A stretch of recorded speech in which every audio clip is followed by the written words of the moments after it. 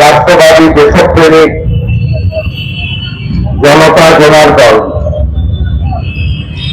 আজকে সরস্বতী পুজো শ্রী পঞ্চমী বেলা 12টা 11 থেকে শুরু হয়েছে, আগামীকাল সকাল 10টা পর্যন্ত চলবে। সর্বত্র বিদ্যা দেবী, শ্বেত শুক্র দেবী, বাঘ দেবী, তার আরাধনায়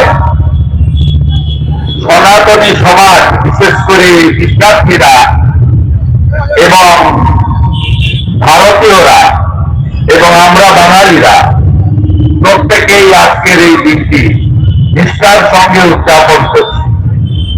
15 বছর ধরে দমদমে প্রেরণা এখানে মা সরস্বতীর বন্দনা এবং আরাধনার কাজ করে আসছে।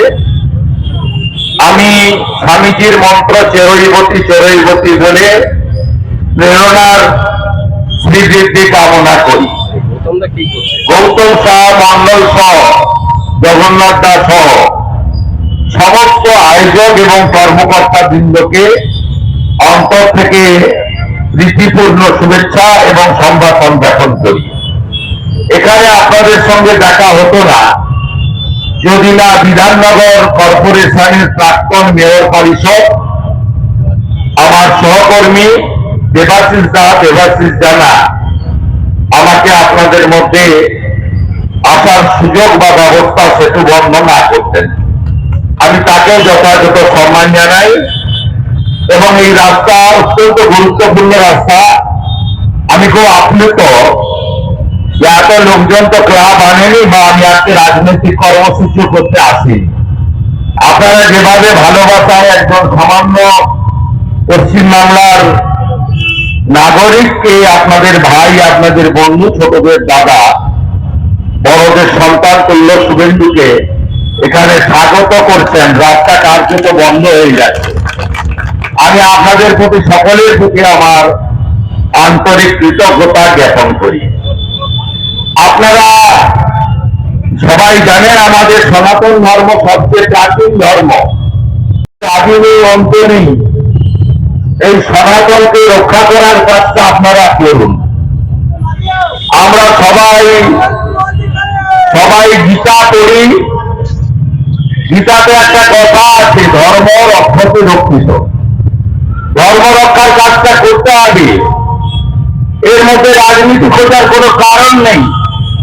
এর মধ্যে কেউ কাউকে দোষারোপ সমালোচনা করলে একজনকে উঁচুতে তুললো, একজনকে নিচুতে ফেললো, তা নয়।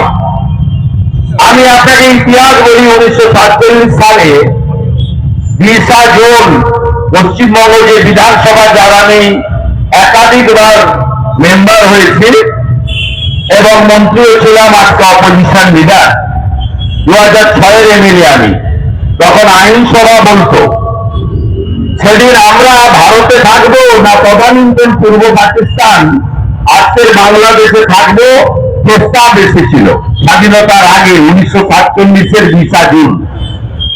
ডক্টর শ্যামাপ্রসাদ মুখার্জির নেতৃত্বে 58 জন হিন্দু আইনসভার মেম্বার ভোট দিয়েছিলেন যে না, আমরা পাকিস্তানে যাবো না, আমরা ভারতে থাকবো। স্বামী বিবেকানন্দের মাটি, নেতাজি সুভাষচন্দ্র বসুর কর্মক্ষেত্র, শ্রী চৈতন্যদেবের জায়গা, ঠাকুর রামকৃষ্ণদেব এখানে তার জ্ঞানের আলোক বক্তৃতা দিয়েছেন। সব খবর সবার আগে পেতে আমাদের চ্যানেলটি সাবস্ক্রাইব করুন এবং পাশে থাকা বেল আইকনটিতে ক্লিক করুন, লাইক ও শেয়ার করুন।